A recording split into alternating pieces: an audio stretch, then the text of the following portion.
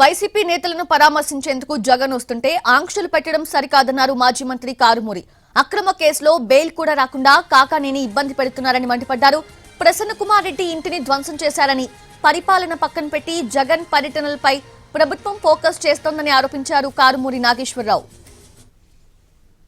మోహన్ రెడ్డి గారు రేపు 31వ తారీఖు 10 గంటలకి నెల్లూరు రావటం జరుగుతుంది.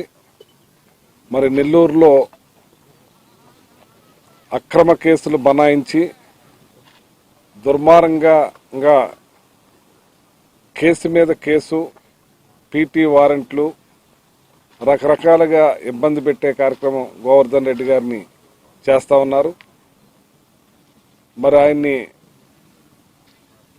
జైల్లో ఉంచి బెయిల్ వస్తామంటే మళ్ళీ ఇంకో వారెంట్ వేసి ఇబ్బంది పెడతా ఉన్న టైంలో ఇక్కడ గోవర్ధన్ రెడ్డి గారి విషయంలో, అక్కడ ఆ విషయంలో చాలా దారుణంగా ప్రవర్తించారు.